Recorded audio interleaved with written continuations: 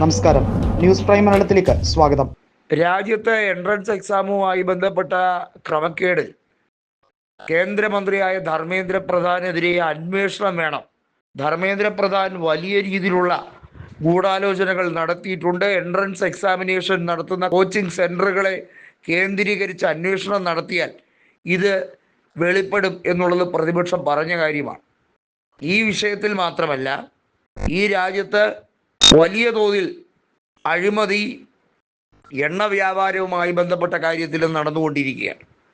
ജനങ്ങൾക്ക് വലിയ തോതിൽ നികുതിയുടെ ഭീമമായ ഭാരം അടിച്ചേൽപ്പിക്കുന്നതിനോടൊപ്പം മായം കലർന്ന പെട്രോള് അതല്ലെങ്കിൽ പെട്രോളിയം ഉൽപ്പന്നങ്ങൾ വിതരണം ചെയ്ത് ഈ രാജ്യത്ത് കൂടുതൽ അരക്ഷിതാവസ്ഥ സൃഷ്ടിക്കാൻ ശ്രമിക്കുകയാണ് കേന്ദ്രമന്ത്രിയായ നിതിൻ ഗഡ്കരി.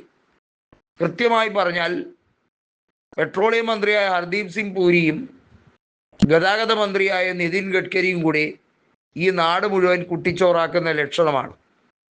കൃത്യമായി പറഞ്ഞാൽ ഈ രാജ്യത്തെ ധനകാര്യ സംവിധാനം താറുമാറായിരിക്കുന്നു. ഈ രാജ്യത്തെ വിദ്യാഭ്യാസ സമ്പ്രദായം പരിപൂർണമായി താറുമാറായിരിക്കുന്നു. PM ശ്രീ പോലുള്ള പദ്ധതികൾ ഈ രാജ്യത്ത് എങ്ങനെയൊക്കെയാണ് കേന്ദ്രീയ വിദ്യാലയങ്ങളെ തകിടം മറിക്കാൻ ശ്രമിക്കുന്നത്.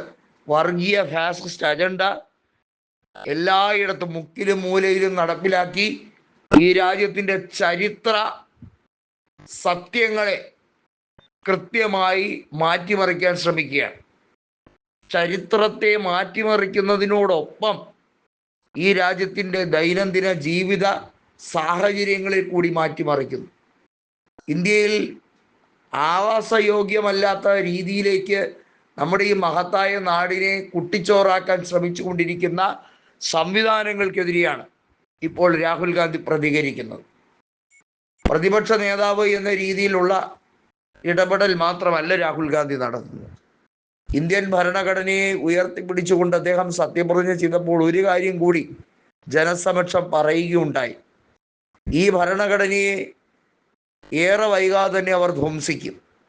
കേവല ഭൂരിപക്ഷം നഷ്ടപ്പെട്ടതിൻ്റെ ചുരുക്ക് അവർ പല തോതിൽ തീർക്കുന്നതിനോടൊപ്പം തന്നെ 4/3 ഭൂരിപക്ഷം നേടിയെടുത്തുകൊണ്ട് ഭരണഘടനയെ ഭേദഗതി ചെയ്യാനുള്ള അവരുടെ വെപ്രാളം അത് വിവിധ സംസ്ഥാനങ്ങളിൽ അധികാരം പിടിച്ച് 2/3 സംസ്ഥാനങ്ങളിൽ അധികാരം വന്നാൽ ചെയ്തു കൂട്ടാൻ കഴിയുന്ന സംവിധാനങ്ങളുണ്ട്. നമുക്കറിയാം, ഇന്റർ സ്റ്റേറ്റ് ഡിസ്പ്യൂട്ട് ഉൾപ്പെടെയുള്ള കാര്യങ്ങളെക്കുറിച്ച് നമ്മൾ ബോധവാന്മാരായിരിക്കുന്നത്.